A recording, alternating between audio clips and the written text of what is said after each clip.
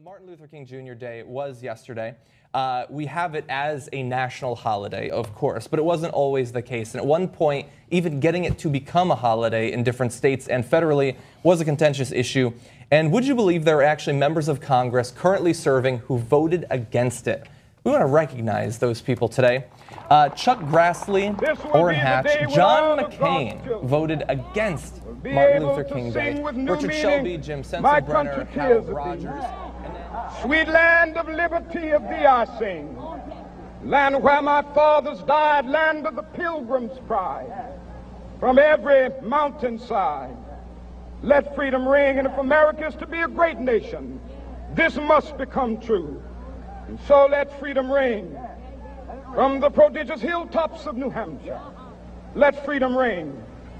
From the mighty mountains of New York, let freedom ring. From the heightening Alleghenies of Pennsylvania, let freedom ring. From the snow-capped Rockies of Colorado, let freedom ring. From the curvaceous slopes of California. But not only that, let freedom ring from Stone Mountain of Georgia. Let freedom ring from Lookout Mountain of Tennessee. Let freedom ring from every hill and molehill of Mississippi, from every mountainside. Let freedom ring. And when this happens, and when we allow freedom ring, when we let it ring from every village and every hamlet, from every state and every city, we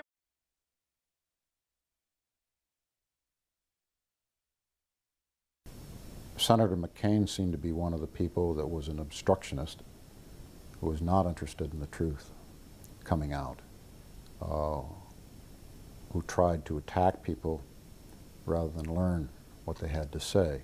No instance would he ever give in and say there were POWs left behind. And my first question is, how would he know or not know? So just that which is reasonable he never exhibited, and I don't know why. Maybe it's a guilt complex. Maybe he promised the Vietnamese something. Okay, and I don't know what it is.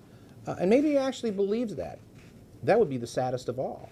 I mean, he was yelling and screaming at me and had me in tears. I mean, Oh, to everybody. To me, he was very rude to me on several occasions. He probably did more harm to the idea of trying to get the truth out than any other single person through the efforts he did to block the release of classified intelligence dealing with the POW-MIA problem. McCain stepped in and in effect made it harder to get documentation. That certainly hurt us because we had hoped for a massive release of documentation. Many, many documents were held back for no reason, and our goal on the committee was to just dump this stuff, to declassify it literally to the public. But of course, they withheld information from the committee. The U.S. government held all kinds of information from the committee, withheld information from the committee. I know that for a fact. Even POWs we knew who wanted to see their own debriefings were not permitted because of the McCain regulation. But where did McCain get compliments for doing this? The bureaucrats at the Pentagon. Because it put a workload on them. It put a workload on them for missing in action people. And did we need that bill to handle a Scott Spiker case? Oh, you bet we did. And also what it did, and this is what he really opposed, and if you remember the contentiousness we got into him in his office, was that it would hold the bureaucrats accountable by penalty of law. That's right. If they lied or if they withheld information. That's right. And he fought tooth and nail to protect those bureaucrats. Yes. Because they were protecting him. I could never understand that. Why would we, if someone was guilty of withholding information that would help us to solve the mystery of what happened to an MIA and did it deliberately, why would we not want to prosecute that person? So I could never understand it. I thought the language was written, I know Bob Dornan had a hand in it. I thought the language was written very well. I supported it, fought for it hard in the U.S. Senate and mostly on the Armed Services Committee where we debated it, but it was watered down to basically where it was almost worthless. Now, one of the things that happened with that bill is that we were submarined. The House side, we passed it with no, I don't believe anybody opposed it. It was a pretty much unanimous vote. 401 to 0 on the House, with every single Republican who is serving sponsoring it, and about a third of the Democrats. But on the Senate side, we had one person standing in the way of getting in positions that would have been very tough on government bureaucrats who didn't tell the truth. And that one person was Senator John McCain. He didn't want nobody to check his background, because a lot of POWs that were with him in the camp said he was a collaborator of the enemy. He gave the enemy the information they wanted. But we do know that when he was there, that he cooperated with communist news services in giving interviews that were not flattering to the United States. Information shows that he made over 32 tapes of propaganda for the Vietnamese government. Certainly you do what you need to do to stay alive. Nobody would fault anybody for that. But there comes a point in time where enough is enough. He made those transcriptions, and in the transcriptions, I heard a POW who heard them coming into his cell and said, "Oh my God, is that Admiral McCain's son? Is that the Admiral's son? Is that Johnny telling us that our principal targets are schools, orphanages, hospitals, temples, churches?" That was Jane Fonda's line. Where are those transcriptions? Believe me, they're in the archives of the museum, the bragging phony military museum in Hanoi. McCain could not have one of those turn up in the middle of a presidential race. He knows that, I know that, and a few other people know that, and that's why he went against Bob Dole's legislation. And he didn't want nobody looking into his background in the camp, what went on in that camp. That stuff is still classified, so nobody can see it. And he just had it classified forever, so nobody will ever look at it. That he was given special treatment, and he was put in a room with 2 other defectors who were later given special treatment. Although I will say to his credit that he refused to be repatriated as a result. And it sounds so good at first. McCain was offered the chance to come home. They called him the Prince. And he could have. But nobody ever takes that one step beyond that. If Admiral John McCain II, Jr., if his son, a lieutenant senior grade, had accepted this princely status and come home in 1967, while the others would sit there for 5 years, what would the Navy have done with the son of an admiral who opted to get special treatment and come home? No Navy career, no House seat, no Senate seat. Would have been the end of his career. And they were offering him this chance to go home in one of the 3 groups that came home in '68. And McCain calls them. We're all collaborators. Yeah, and McCain called them this, except for Doug Hagel, the Slipperies, the Slimies, and the Sleazies. I once forgot one of those names, and he refreshed my memory. The Slipperies, the Slimies, and the Sleazies. So that meant that he would have become a slimy, a sleazy, and a slippery, ruining his career, and the Admiral's son goes home. So what I'm saying is, yes, he chose to stay, but did he have an alternative if he ever wanted to have a life? And what would it have done to his father? And his activities were sufficiently consistent and widespread in opposing efforts to learn the truth that he was written up in a number of articles as the Manchurian candidate in this issue. That in Hanoi, he saw McCain turn red in the face. He even used the term Rumpelstiltskin, jumping up and down in place in a rage. If you release any of these records that you have here in Hanoi on me or the other POWs, you will never get diplomatic recognition. McCain may have been an expert on being a prisoner of war, but he was by no means an expert on the POW issue. John McCain fudged his Navy record and desperately tried to hide the fact that he accidentally killed 134 American sailors, according to the Washington Post, as mainstream media outlets heap praise on the late senator following his death Saturday. It is easy to forget that just a few years prior they were viciously attacking him when he ran against Obama. True pundit.com reports, Here is the flip-flopping WAPO from 2008 when McCain was running against Dem Saint Obama. I crashed a plane in Corpus Christi Bay one Saturday morning. The engine quit while I was practicing landings. I took a few painkillers and hit the sack to rest my aching back for a few hours. I was out carousing, injured back and all. Later that evening, John McCain, faith of my fathers. Controversy has surrounded a series of crashes involving planes piloted by John McCain while serving in the U.S. Navy. In his autobiography, the Republican presidential candidate maintained that a couple of the accidents were caused by engine failure, but an official investigation by the Naval Aviation Safety Center makes clear that the first accident, in March 1960, was caused exclusively by pilot error. The facts. During the course of his flying career with the U.S. Navy, John McCain was involved in at least 5 major mishaps or crashes involving his plane. The most dramatic incidents occurred in 1967. He barely escaped with his life after a missile exploded aboard an aircraft carrier, the USS Forrestal, in July of that year, killing 134 of his fellow crew members. In October, McCain was shot down over Vietnam by a surface-to-air missile. U.S. Navy records make clear that no blame can be attached to McCain for either of these incidents. McCain was awarded the Distinguished Flying Cross on his return from Vietnam and cited for his superb airmanship in the abortive raid on the power plant in Hanoi that ended with his capture and imprisonment by the North Vietnamese.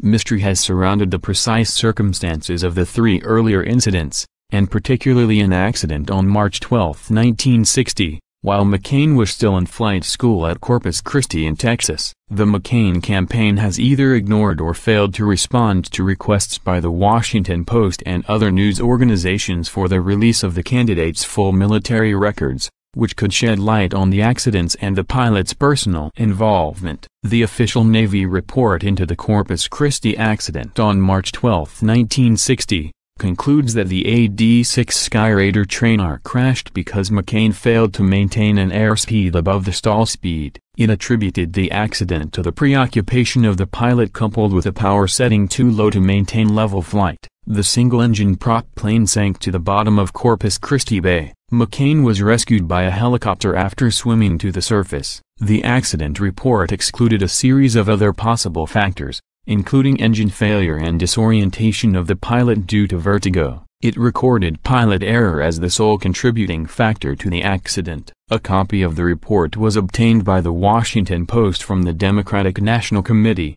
which conducted research at the Naval Historical Center in Washington. McCain's responsibility for the accident was first reported by the Los Angeles Times. Here, McCain had another accident with a T-2 trainer jet in November 1965, while flying between New York City and Norfolk.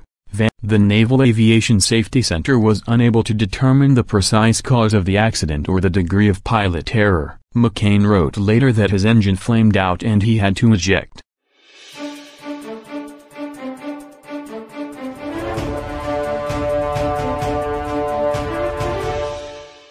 Joining me now is Stuart Rhodes. He's the founder of Oath Keepers. He's a former firearms instructor, as well as a former member of Representative Ron Paul's Washington, D.C. staff. He's also been an outspoken critic of President Bush and the Obama administration's violations of the Constitution. He joins us today to talk about a new recording that has come to light by True TV about John McCain's entire career, essentially proving it was built on lies and deceptions.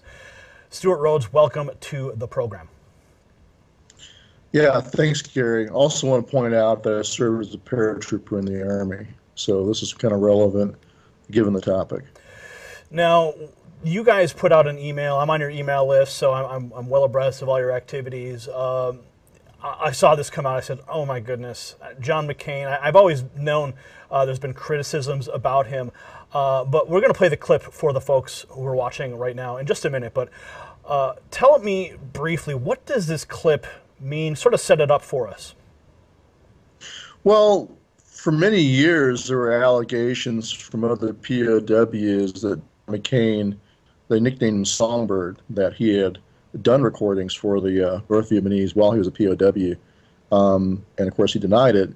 the only thing he ever admitted doing was under duress signing a confession of crimes against the North Vietnamese. His Silver Star commendation reads as though he had successfully resisted attempts to coerce him and use him for propaganda.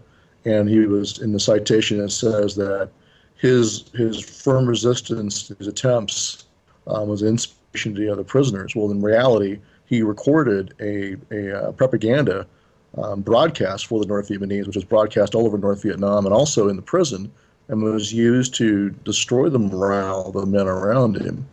But that was all brushed under the rug, and now of only just, the other day, this recording was found, somehow misfiled in the National Archives, but it was found by the True News people who were digging for this. And lo and behold, he was Songbird. And so his entire career has been based on a pumped up, grossly misrepresented hero status for John McCain, which was just not reality. All right, we're going to go play that clip. And folks, just bear with us because we are talking to Stuart via Skype, and there can be some sort of lag or delay sometimes. So bear with us through some of those technical issues. Now let's go to that clip real quick here, Stuart, and let the folks judge for themselves what they're about to hear. Now this is an old recording, remember, from back in the 70s. 1969. 69, excuse me, 69. So it's going to be old, it's going to be crackly, it's not going to be some beautifully crafted MP3. So here, take a listen. To the Vietnamese people and the government of the DRVN, from John Sidney McCain, 624787, Lieutenant Commander, U.S. Navy, born 29 August 1936, Panama, home state, Oregon. Shot down 26 October 1967, A4E aircraft. I, as a U.S. airman, am guilty of crimes against the Vietnamese country and people. I have bombed their cities, towns, and villages and caused many injuries, even death, to the people of Vietnam. I was captured in the capital city of Hanoi while attacking it. After I was captured, I was taken to the hospital in Hanoi, where I received very good medical treatment. I was given an operation on my leg, which allowed me to walk again, and a cast on my right arm, which was badly broken in 3 places. The doctors were very good, and they knew a great deal about the practice of medicine. I remained in the hospital for some time and regained much of my health and strength. Since I arrived in the camp of detention, I have received humane and lenient treatment. I received discount treatment and food even though I came here as an aggressor, and the people who I injured have much difficulty in their living standards. I wish to express my deep gratitude for my kind treatment, and I will never forget this. All right, there it was, the infamous recording that was misfiled somewhere in the National Archives. First of all, I mean, that's the biggest red flag for me. Here we have a guy, he's been a senator, he's run for office. He certainly could have just, been the Manchurian candidate for Obama when he ran for president. But first of all, why? Why did they misfile this thing, and why is it suddenly showing up? This was a recording by the CIA, which monitored all of the North Vietnamese radio transmissions. And like you said, if you misfile it, you misfile something and let the person know it's been misfiled, but you still have it. That's covering it up and setting it aside, but you can also pull it right back out and use it against them, which is exactly the kind of leverage you want to have over a politician throughout his entire career. But even if that wasn't the case, even if it was a sincere mistake somehow on the CIA's part, the main point is that, look, anyone can break under torture or pressure if he was actually tortured. We don't know if that's true. But let's say a guy was. Let's say many of the guys that were there for years did break. Fine. You can forgive them. We can understand it. Go on with your life. But then to get a silver medal citation, Silver Star citation, and then build a political career on a lie that you had been this stalwart, unbreakable prisoner under torture, when the truth is exactly the opposite, that you broke and did a recording for the enemy, which harmed our war effort. To build that career on that lie just, to me is unacceptable. I don't care if a guy just goes on and lives like a normal Joe, but then to go on and take this false accolade of being a hero and then build your entire career on it. And you can't criticize him. Oh, you'll criticize John McCain as a national treasure, he's a war hero. And so he's given a deference and respect that he didn't actually deserve. He's no better than the other average prisoners. In fact, he's quite the opposite. He actually did something that a lot of them did not do. A true hero was James Stockdale, who was tortured. In fact, he beat his own face with a stool to beat it up and swell it up. So the Japanese could not use him for propaganda. They wanted to parade him around in this little fake, sanitized village in front of the news crews, and he beat his face so badly that they couldn't do it. They couldn't use him. So here's a guy that hurt himself and in his own life to make sure it could not be used for propaganda. And he was the true inspiration for all his men, not John McCain. Now, how did John McCain violate the soldiers' code of conduct here? Well, by making statements that are against the war effort and hurt our efforts and help the enemy. You do a propaganda video. It's not that he disclosed he did give up military information, but apparently the military information he gave wasn't that important. But the big thing is he made that propaganda audio. When you do that, you're aiding the enemy. That's what you're not supposed to do. You're not supposed to make any statements or confessions that will aid the enemy. So, for example, it says here, "I will make no oral or written statement disloyal to my country and allies or harmful to their cause."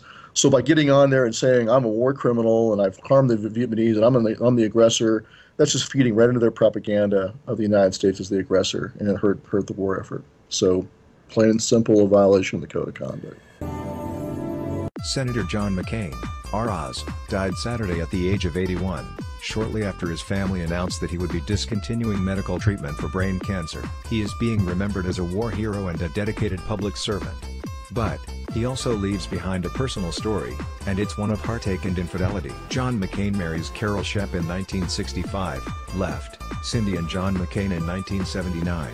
Right, photo credit provided via Washington Post, HBO via People, Senator. John McCain died Saturday at the age of 81 following his year-long battle with brain cancer. Immediately, those on both sides of the aisle poured out their sympathies. He has been lauded for his service in the military and as a politician, and he will even lie in repose in the Capitol Rotunda in Washington, D.C., a gesture reserved for the country's most eminent citizens, and receive a full-dress funeral service at the Washington National Cathedral. However, there are some who know John McCain well, some who know the man he truly is, and they would beg to differ that he is a hero or a man of great honor and integrity. One of those people is his first wife, Carol, whom John McCain cheated on with Cindy McCain after a bad car accident left her permanently disfigured and handicapped. McCain then left Carol to marry Cindy, even after Carol waited for him during the 5.5 years that he was prisoner of war in Vietnam. It's been almost 40 years since McCain left his first wife and 3 young children to marry Cindy Lou Hensley, a woman 18 years his junior. But for his oldest daughter, Sydney McCain, the pain is still palpable. "We were all shocked and heartbroken," Sydney said in the documentary John McCain, For Whom the Bell Tolls. "It caused quite a rift within the family." Sydney, 51, and her brothers Doug, 58, and Andy, 56, didn't attend their father's second wedding in 1980. In the documentary, McCain's 3 oldest children, as well as his ex-wife, open up about the wounds of those difficult early years. "Cindy was very young too, and you can't help who you fall in love with," said Sydney. "At the time it was really awful." When McCain married Carol Shep in 1965, he adopted her sons, Doug and Andy, whom she had during her first marriage. John and Carol then had a daughter, Sydney, in the fall of 1966. A year later, McCain was captured as a prisoner of war in Vietnam and held for 5.5 years. Upon McCain's return, he became a commanding officer in a naval squadron, followed by a job as a military liaison for the Senate. "We traveled all over the world together," former Vice President Joe Biden says in the film of those days with McCain. Andy recalls, as Dad progressed, he was gone a lot, doing a lot of international travel, and it was putting a little stress on the marriage. It was during this time in 1979 that McCain met Cindy Hensley in Hawaii. Source, People. "I was a teacher of special education at the time in Arizona, and it was spring break and we were invited to a reception that was being held for a group of United States senators on their way through Hawaii to China."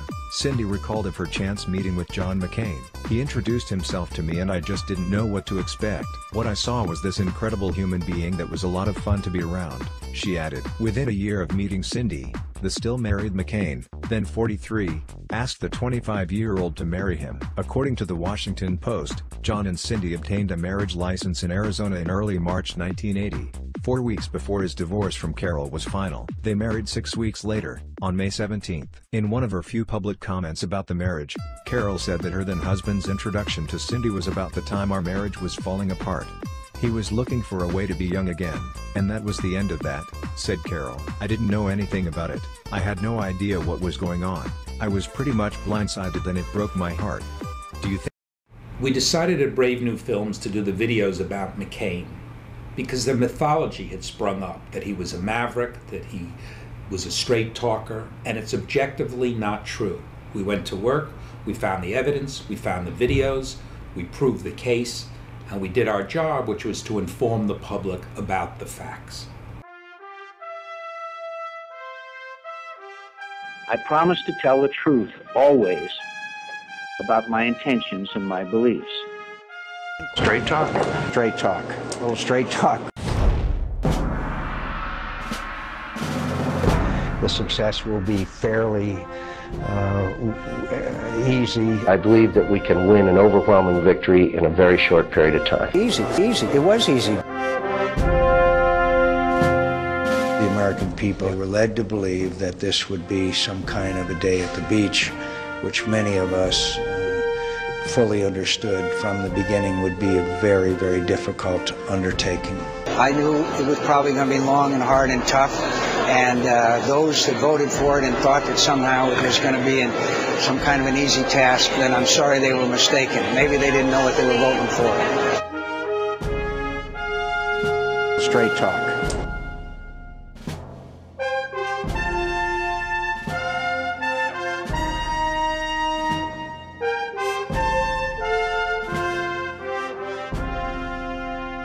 I went down to South Carolina and said that the flag that was flying over the state capitol, which was a Confederate flag, was that I shouldn't be involved in it. It was a state issue. It was an act of cowardice. Straight talk. Neither party should be defined by pandering to the outer reaches of American politics and the agents of intolerance, whether they be Louis Farrakhan or Al Sharpton on the left, or Pat Robertson or Jerry Falwell on the right. Do you believe that Jerry Falwell is still an agent of intolerance? No, I don't. McCain recently spent some political quality time with Falwell, delivering the commencement address at the Reverend's Fundamentalist Liberty University. Thank you, Dr. Falwell. And thank you, Liberty University class of 2006. Straight talk. Should gay marriage be allowed? I think that gay marriage should be allowed if there's a ceremony kind of thing, if you want to call it that. I don't have any problem with that. I believe if people want to have private ceremonies, it's fine. I do not believe that gay marriages should be legal.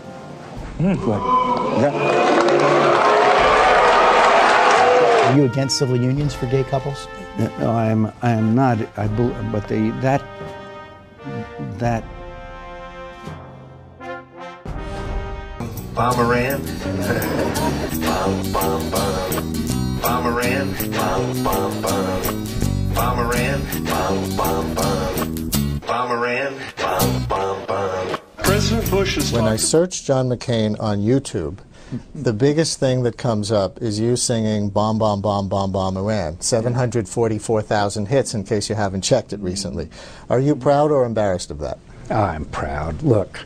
When I'm in the company of veterans, which I was, and one of them says to me, when are you going to send a message to Iran? And we're joking around, I'm going to joke around. And if someone doesn't like it, my advice to them is to lighten up. I've articulated my position on Iran many times and what needs to be done. But if someone, like when I had to tell a high school student the other day that he was a little jerk, if that offends them and they don't like it, look, that's too bad. My response is lighten up. You can know my position on Iran, which is very, very in depth as to what we need to do.